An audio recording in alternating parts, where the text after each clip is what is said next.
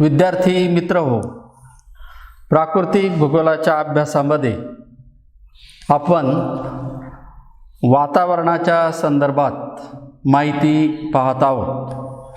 मागच्या तासाला आपण वातावरणाचे जे काही घटक आहेत, कोणकोणत्या घटकापासून वातावरण तयार झालेलं आहे याबद्दल सविस्तर माहिती पाहिलेली आहे। आज आपण वातावरणाची रचना याबद्दल माहिती पाहणार आहोत। पृथ्वीभोवती असणारं जे काही हवेचं आवरण आहे, या आवरणास वातावरण असं म्हणतात।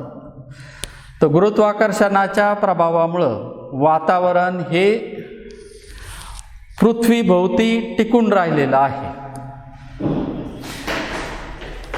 साहजिकच या वातावरणाचा विस्तार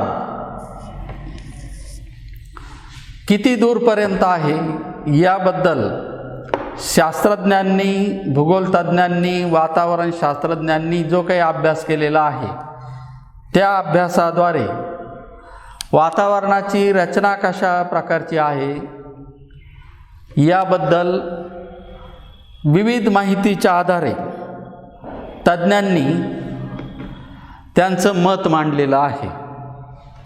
आणि त्या मतानुसार म्हणजे सर्वसाधारणपणे काही तज्ज्ञांच्या मते वातावरणाचा जो काही विस्तार आहे, म्हणजे भूपृष्ठापासून किती उंचीपर्यंत वातावरण आहे, तर काही तज्ज्ञांचं मत हे 1600 किलोमीटरपर्यंत वातावरणाचा विस्तार आहे, अशा प्रकारचा आहे। तर काही जे काही तज्ज्ञ आहे, हे तज्ज्ञ तो विस्तार 10,000 किलोमीटरपर्यंत असल्याचं सांगतात। तर काही तज्ज्ञांचं मत हा 29,000 किलोमीटरपर्यंत वातावरणाचा विस्तार आहे।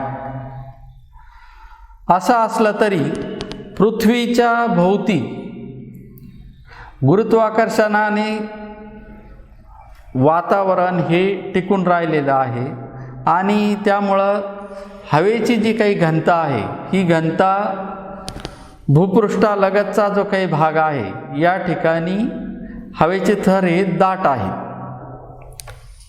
त्या अनुषंगाने वातावरणाचे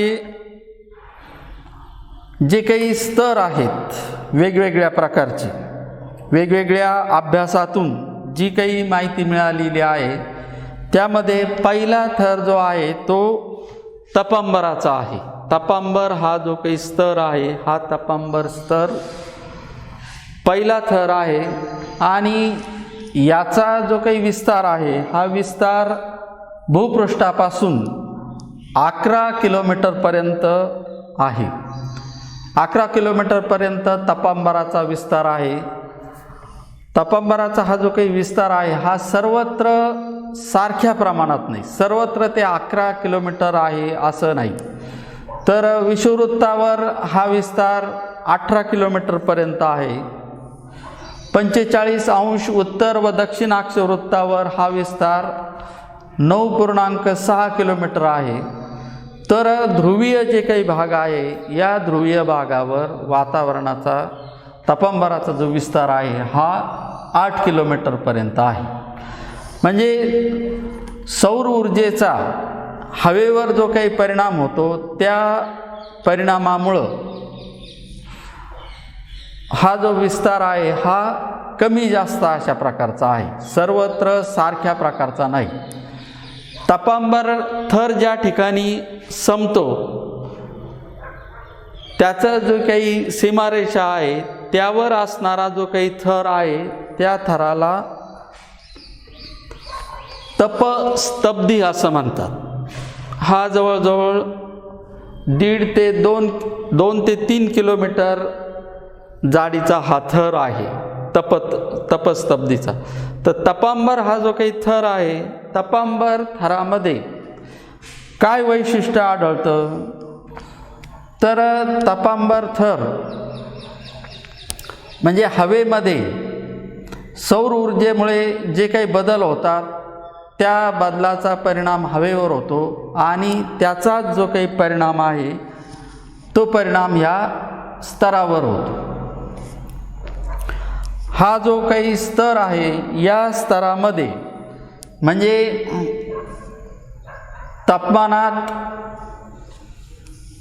तापमान जो आहे हा स्तर तापमान ग्रहण करत असतो.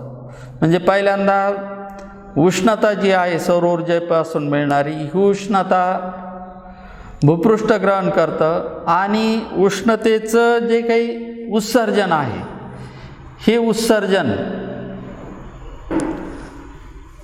या थरामध्ये होत असतं. साहजिकच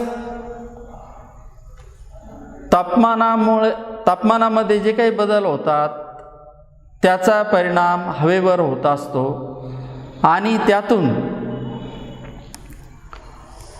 प्रवाह या स्तरामध्ये निर्माण होतात. म्हणजे उष्णतेचं वहन होणं, उष्णतेचं अभिसरण होणं आणि उष्णतेचं उत्सर्जन होणं या क्रिया या तपांबर थरामध्ये घडत असतात. तपांबर थरामध्ये अजून ज्या काही महत्त्वाच्या क्रिया घडतात त्या म्हणजे विविध प्रकारचे जे काही आविष्कार आहेत. म्हणजे आपण जे पावसाळ्याच्या कालावधीमध्ये जे काही आविष्कार आपण बघतो तो आविष्कार म्हणजे विजा चमकणं असेल, ढगांची निर्मिती होणं असेल, वादळांची निर्मिती होणं असेल, आवर्त प्रत्यावर्त, पाऊस, गारा, हिमवृष्टी, ह्या सर्व ज्या काही घटना आहेत या घटना केवळ आणि केवळ या थरापर्यंत मर्यादित आहेत. म्हणजे हा जो काही स्तर आहे हा स्तर आणि या स्तरामध्ये घडणाऱ्या ज्या काही घडामोडी आहेत त्या घडामोडी जीवावरणाच्या दृष्टिकोनातून अत्यंत महत्त्वाच्या अशा प्रकारच्या आहेत. म्हणजे सूर्यापासून येणारी जी काही सौर ऊर्जा आहे ही सौर ऊर्जा पृथ्वीचा पृष्ठभाग ग्रहण करतो आणि त्यातून जी काही उष्णतेचं उत्सर्जन होतं, वहन होतं आणि अभिसरण होतं, त्याचे जे काही प्रवाह निर्माण होतात त्यापासून विविध प्रकारचे जे काही आविष्कार आहेत हे आविष्कार केवळ या आणि या स्तरामध्ये घडतात. त्यामुळं जीवसृष्टीच्या दृष्टिकोनातून हा स्तर हा महत्त्वाचा आहे. मानवाच्या दृष्टिकोनातून, मानवी क्रियांच्या दृष्टिकोनातून हा स्तर महत्त्वाचा आहे. त्यामुळं हवामानशास्त्रामध्ये या स्तरामध्ये घडणारे विविध प्रकारचे जे काही बदल आहेत या बदलांचा अतिशय सखोल अशा प्रकारचा अभ्यास केला जातो. या स्तराचं एक वैशिष्ट्य असं आहे की भूपृष्ठालगत तापमान हे जास्त असतं. कारण भूपृष्ठ उष्णता ग्रहण करतं आणि त्या ठिकाणाहून उत्सर्जित होणारी जी काही उष्णता आहे ही या हवेच्या स्तरामध्ये ग्रहण केल्या जाते. त्यामुळं भूपृष्ठालगत हे तापमान हे जास्त असतं आणि जो जो उंची वाढत जाते तो या उंचीनुसार तापमानामध्ये घट होते. सर्वसाधारणपणे 32 मीटरला 1 डिग्री सेल्सिअस या प्रमाणात तापमानात घट होते. या तापमानात घट होण्याच्या दराला तापमानाचा लोप दर असं म्हटलं जातं. तापमानाचा लोप दर जो आहे तो आपणाला या स्तरामध्ये दिसून येतो. तापमानात या स्तरामध्ये घट होते. यानंतरचा जो काही स्तर आहे तो म्हणजे तपस्तब्दीचा स्तर आहे. हा तपस्तब्दीचा जो काही स्तर आहे या स्तरामध्ये तापमान हे कमी होतं.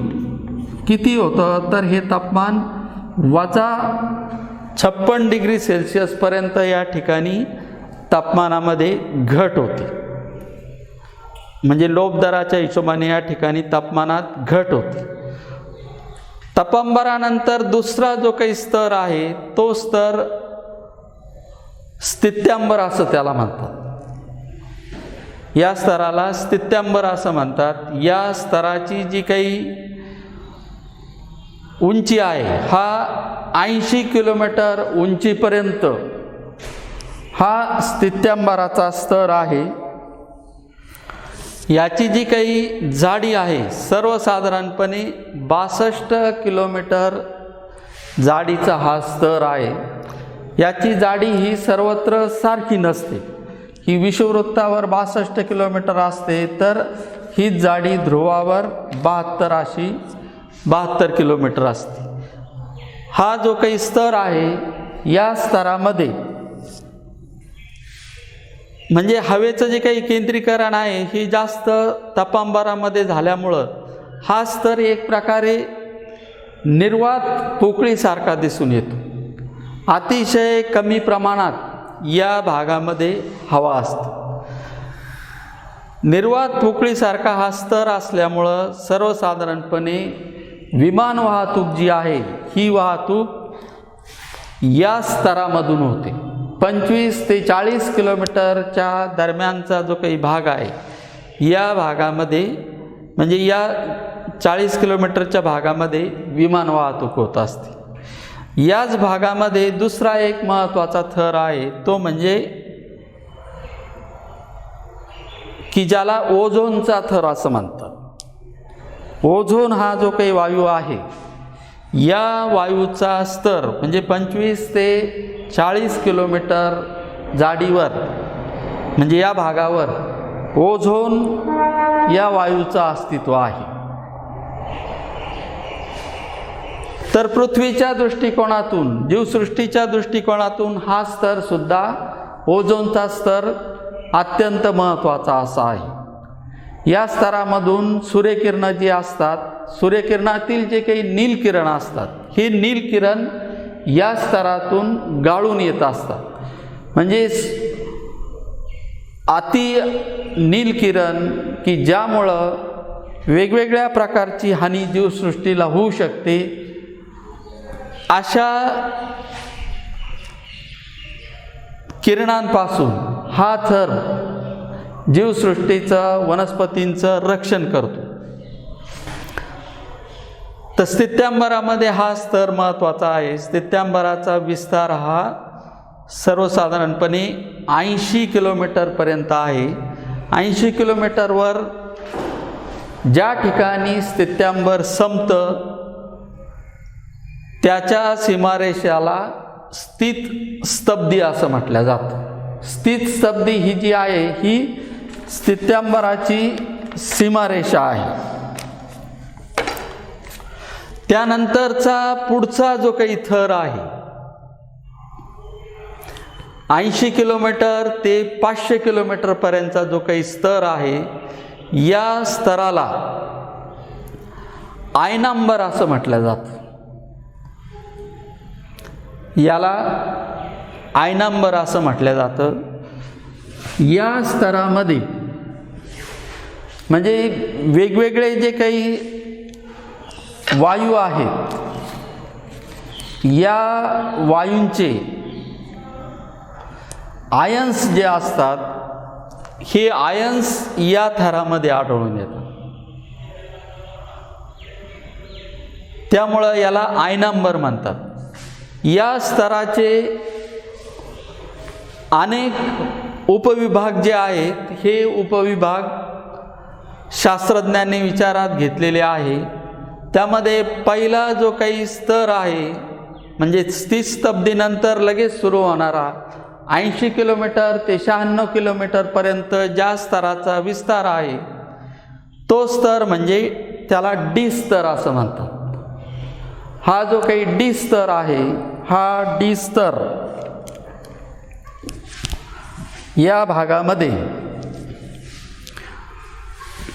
वातावरणामधून येणाऱ्या ज्या काही उल्का आहेत, या उल्कांचं जे काही ज्वलन झाल्यानंतर शिल्लक राहणारी जी काही राख आहे, ही राख या भागामध्ये आढळून येते। या ठिकाणी असणारं जे काही तापमान आहे, हे तापमान जास्त असतं।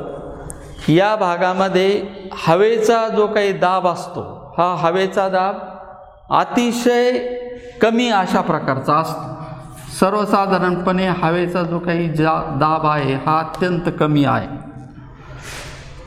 म्हणजे तापांबरामध्ये जर आपण पाहिलं तर या ठिकाणी हवेचे थर हे घन असतात, दाट असतात, दाट असतात, आणि त्यामुळे या ठिकाणी हवेचा दाब हा जास्त असतो। या थरामध्ये हवेचा दाब हा सर्वसाधारणपणे 1013 मिलीबार इतका समुद्रसपाटीजवळ असतो. पण जसजशी उंची वाढत जाते तसतसं हवा ही विरळ होत जाते. वरच्या थरामध्ये अतिशय कमी प्रमाणात हवेचं किंवा वायूचं अस्तित्व असतं. त्यामुळं हवेचा दाब हा उंचीनुसार कमी होत जातो. तर स्थित स्तब्धीमधला डी जो काही स्तर आहे याचं वैशिष्ट्य असं आहे की यामध्ये दीर्घलहरी ज्या असतात, या दीर्घलहरींचं जे काही परावर्तन आहे हे परावर्तन या डी थरामधून होत असतं. त्याच्यानंतरचा त्याला लागून असणारा जो काही स्तर आहे तो म्हणजे 96 किलोमीटर ते 144 किलोमीटर हा स्तर ई स्तर म्हणून ओळखला जातो.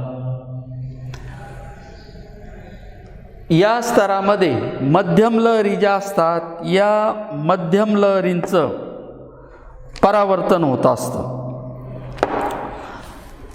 या थराला केनेली स्तर असंही म्हणतात. केनेली हेविसाइड म्हणजे ब्रिटिश तज्ज्ञ म्हणजे अमेरिकन तज्ज्ञ केनेली आणि ब्रिटिश तज्ज्ञ ऑलिव्हर हेविसाइड या दोन तज्ज्ञांनी 1902 साली या स्तराचा शोध लावला. त्यामुळं या स्तराला केनेली हेविसाइड स्तर असं सुद्धा म्हटलं जातं.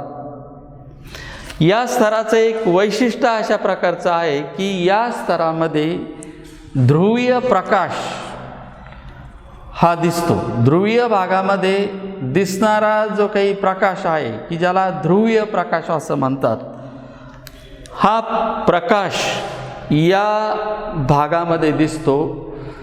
सूर्यकिरणांमधून असणारे जे काही इलेक्ट्रॉन्स आहेत म्हणजे ते इलेक्ट्रॉन्स पृथ्वीच्या चुंबकीय क्षेत्रामध्ये आल्यामुळं ते प्रकाशमान होतात आणि हा जो अरोरा नावाचा जो काही प्रकाश आहे हा प्रकाश म्हणजे ध्रुवीय भागात, फक्त ध्रुवीय भागात दिसतो म्हणून याला ध्रुवीय प्रकाश असं सुद्धा म्हटलं जातं. यानंतरचा जो काही स्तर आहे तो म्हणजे एफ स्तर आहे. एफ स्तर हा 144 ते 360 किलोमीटर इतकी त्याची व्याप्ती आहे. 144 पासून तर 360 किलोमीटरपर्यंत हा स्तर आढळतो. यामध्ये रेडिओ लहरी ज्या असतात म्हणजे लघुलहरी, या लघुलहरी या स्तरातून परावर्तित होतात. त्यामुळं म्हणजे आपणाला रेडिओ जो आहे तो ऐकता येतो. रेडिओचं जे काही प्रक्षेपण जे काही होतं असतं केंद्रावरून ते या स्तराद्वारे वेगवेगळ्या भागामध्ये पोहोचत असतं. या स्तराचा जो काही शोध आहे हा 1926 साली ॲपल्टन हा जो काही तज्ज्ञ आहे त्यांनी लावलेला आहे. या स्तरामध्ये म्हणजे लघुलहरीचं परावर्तन होत असल्यामुळं बिनतारी संदेश यंत्रणा जी आहे ही संदेश यंत्रणा पूर्ण या स्तरावर अवलंबून आहे. यानंतर असणारा जो काही स्तर आहे 360 ते 400 किलोमीटर म्हणजे 40 किलोमीटर जाडीचा जो काही स्तर आहे या स्तराला जी स्तर म्हटलं जातं. या जी स्तरामध्ये म्हणजे तापमान जे आहे हे तापमान जवळजवळ 556 डिग्री सेल्सिअसपर्यंत असतं. वातावरण म्हणजे अतिशय विरळ अशा प्रकारचं असतं. या स्तराचा जो काही शोध आहे हा लेमन स्पिट्झर यांनी लावलेला आहे. विशेषतः हे बाह्य जे काही आवरण आहे म्हणजे पृथ्वीचं सर्वसाधारणपणे 400 किलोमीटर ते 500 किलोमीटर आणि त्याही पुढचा जो काही भाग आहे त्याला बाह्य आवरण असं म्हटलं जातं. या बाह्य आवरणामध्ये अलीकडच्या काळामध्ये मानवी विकासाच्या दृष्टिकोनातून जे काही उपग्रह आपण सोडलेले आहेत सुदूर संवेदनासाठी आणि इतर कार्यासाठी, हे सर्व उपग्रह जे असतात हे वरच्या भागामध्ये असतात. 500 किलोमीटरच्या नंतरचा जो काही भाग आहे या भागामध्ये हे उपग्रह कार्यरत असतात. तर अशा पद्धतीने वातावरणाची जी काही रचना आहे ती रचना म्हणजे पृथ्वीपासून जो जो उंची वाढत जाते तसतसं या ठिकाणी याचे वेगवेगळे स्तर करण्यात आलेले आहे. त्यामध्ये पहिला जो काही स्तर आहे हा पृथ्वीपृष्ठ भागापासून सर्वसाधारणपणे 11 किलोमीटरपर्यंत तपंबराचा स्तर आहे. याची जाडी ही सर्वत्र सारखी नसते. विषुववृत्तावर ही जाडी जास्त असते, ध्रुवावर ही कमी असते. याची जी काही सीमारेषा आहे ती तपस्तब्दी असं म्हणतात. तपंबरानंतरचा जो काही स्तर आहे तो स्तर त्याचं नाव त्याला स्थित्यांबर नावाने ओळखले जाते. याची जी काही जाडी आहे ही 11 किलोमीटरपासून तर 80 किलोमीटरपर्यंत आहे. याच्या सीमारेषेचा जो काही भाग आहे त्याला स्थितस्तब्दी म्हणतात. 80 किलोमीटर ते सर्वसाधारणपणे 500 किलोमीटरपर्यंतचा जो काही भाग आहे याला आयनांबर म्हटलं जातं, की ज्या स्तरामध्ये हवा अत्यंत विरळ असते. जे काही वायू असतात की जे हलक्या स्वरूपाचे जे काही वायू आहेत त्या वायूंचे म्हणजे इलेक्ट्रॉन्स हे या विशिष्ट भागामध्ये आढळतात. म्हणजे जे काही हलके वायू असतील मग त्यामध्ये हायड्रोजन आहे, हिलियम आहे, नायट्रोजन आहे, या हलक्या वायूंचे इलेक्ट्रॉन्स या भागामध्ये आढळतात. त्यानंतरचा 500 किलोमीटरपर्यंतचा नंतरचा जो काही भाग आहे तो बाह्यावरण म्हणून समजला जातो. बाह्यावरण जे आहे याचा विस्तार म्हणजे दूरपर्यंत आहे. म्हणजे काही शास्त्रज्ञ त्याला 1600 किलोमीटरपर्यंतचा विस्तार आहे.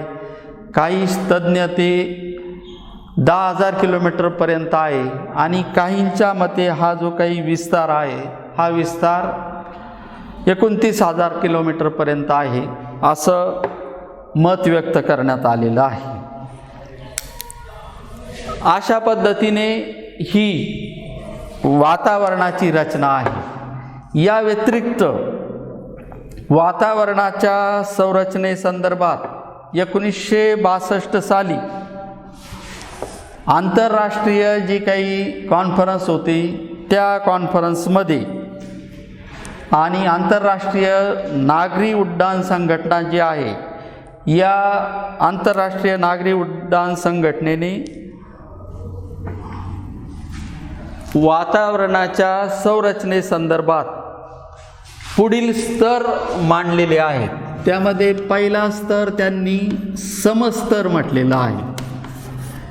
या समस्तरामध्ये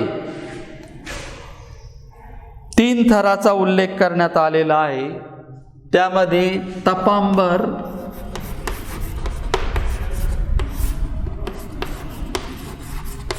स्थित्यांबर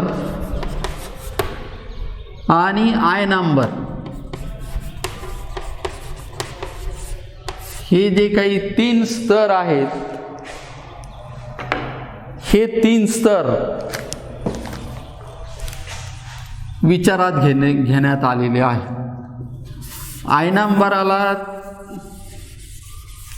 आयनांबरालाच त्यांनी मध्यस्तर असं म्हटलेलं आहे. जो काही आपण आयनांबर ज्याला म्हटलेला आहे त्याला मध्यस्तर म्हटलेला आहे. म्हणजे पहिला जो काही हा भाग आहे त्याला समस्तर म्हटलेलं आहे आणि त्याच्यानंतर पुढचे जे काही स्तर आहे त्याला विषम स्तर म्हटलेलं आहे. विषम स्तरामध्ये 3 स्तरांचा समावेश करण्यात आलेला आहे. त्यामध्ये म्हणजे हे जे काही स्तर आहे हे 90 किलोमीटरपर्यंत गृहीत धरण्यात आलेले आहेत आणि 90 किलोमीटरच्या पुढचा जो काही भाग आहे त्यामध्ये पहिला स्तर नायट्रोजन स्तर विचारात घेतलेला आहे. नायट्रोजन स्तर हा 90 ते 200 किलोमीटरपर्यंत विचारात घेण्यात आलेला आहे. त्यानंतर दुसरा स्तर जो आहे तो ऑक्सिजन स्तर विचारात घेण्यात आलेला आहे. ऑक्सिजन स्तर जो आहे तो 200 ते 1100 किलोमीटर इथपर्यंत त्याचा विस्तार विचारात घेण्यात आलेला आहे. तिसरा जो काही स्तर आहे तो म्हणजे हेलियम स्तर.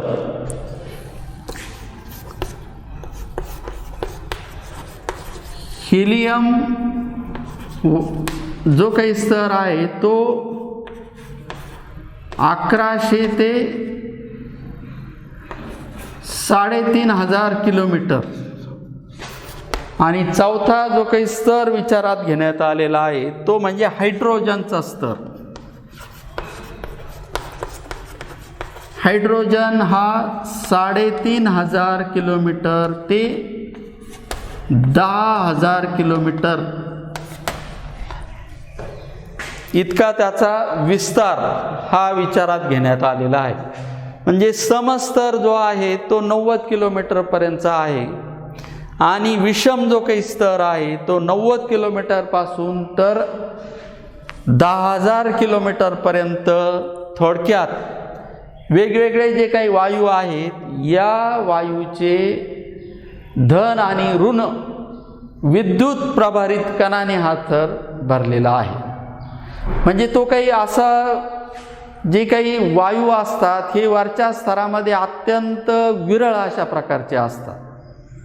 म्हणजे ते काही म्हणजे जसं आपण वाहनामध्ये हवा जी काही आहे ती दाबून भरतो, दाबाखाली भरतो आणि विशिष्ट दाब असल्याशिवाय ते आपणाला वाहनाचा वापर करता येत नाही. म्हणजे विशिष्ट प्रपोर्शनमध्ये आपणाला ती हवा ठेवावी लागते. पण वरच्या थरामध्ये जी काही हवा किंवा जे काही कण आहेत हे विद्युत प्रभारित कण असतात, हे अतिशय विरळ अशा प्रकारचे असतात. तर अशा पद्धतीने आपण वातावरणाची जी काही रचना आहे ही रचना अभ्यासलेली आहे.